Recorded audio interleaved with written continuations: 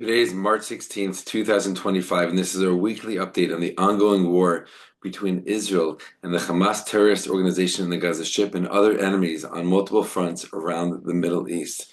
Shalom, my friends. This is the Kiva Gersh with Israel in 5, where we give you everything Israel in 5 minutes. Please like and subscribe. If you have any questions, want to keep the conversation going, please do so below in the comments. A lot has been going on in the past few days. Let's fill you in.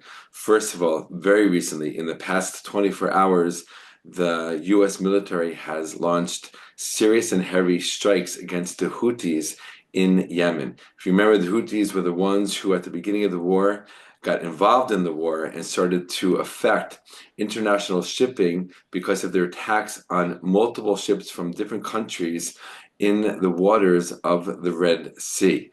This caused major disruption in international shipping and brought much danger to many people's lives. In addition to that, they started launching drone attacks and missile attacks on Israel multiple times since October 7th, 2023. Since the ceasefire went into effect about 2 months ago, a little bit more, they have ceased their attacks, but they have threatened to restart their attacks on Israel if Israel does not continue to bring in humanitarian aid into the Gaza Strip, something Israel stopped doing about a week ago in order to put more pressure on the Hamas terrorist organization to finally free the remaining hostages that they still have in captivity in the Gaza Strip. About 50 of them, about half of them alive and half of them dead. Recently, the Houthis have upped their threats and even started disrupting once again shipping in the Red Sea. And as a result, President Trump of the United States has ordered military strikes on the Houthis in various ways in various places, striking their leadership, striking their infrastructure. And the U.S. has said that this will go on for days, if not weeks. And this will probably be the most intense, the strongest military attack on the Houthis since they got involved in the war after October 7th, 2023. We'll see how that continues to develop, both in terms of the impact of the strikes, but also to see if there will be a retaliation from the Houthis specifically towards Israel. America has also threatened Iran to stop supporting the Houthis and stop getting involved in this war through the attacks by the Houthis. So this again is a very new story and developing literally as we speak. Another very brand new story as we speak, developing just this morning, Sunday, in southern Gaza, in the area of Rafah, which we know has been in the news multiple times throughout this war. There is a sudden and very intense set of clashes happening between Israeli soldiers and Hamas terrorists, as Israel tries to continue to weed out the Hamas terrorists in that area and make sure Hamas does not gain a stronghold in that area, specifically because it is so close to the Egyptian border. And in general, active fighting has not returned to the Gaza Strip. There have been spats here and there in different attacks on different Hamas terrorists and the infrastructure. But though the ceasefire did not yet officially come to an end, hostages, as we know, have not been released in the past few weeks, and negotiations continue between Israel through mediators and Hamas. That's another developing story right now.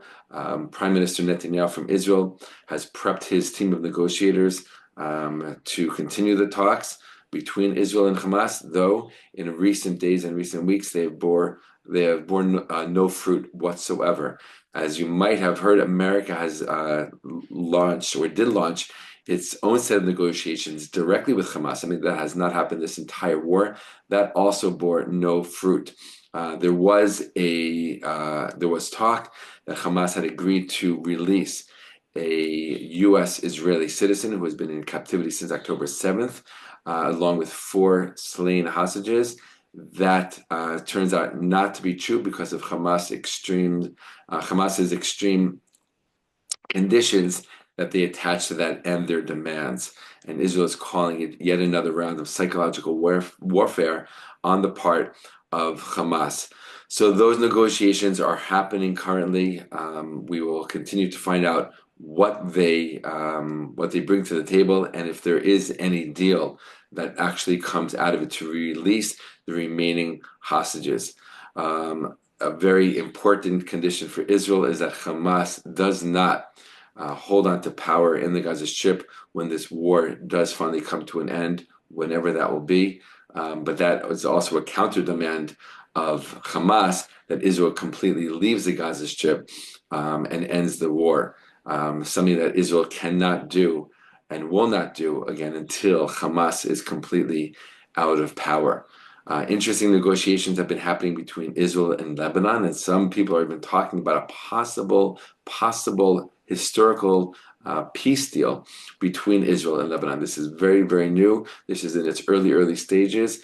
And again, we'll keep you posted about that. And as we've talked about over the border into Syria with the many Jewish communities who have been fighting the rebel forces and have proclaimed and announced their desire to be part of Israel.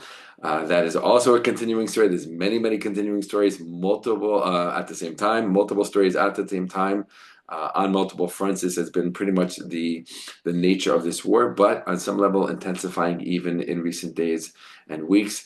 Israel has actually been directly helping the Jewish communities in Syria with many trucks of humanitarian aid reaching them to help them in their very challenging situation that they find themselves in.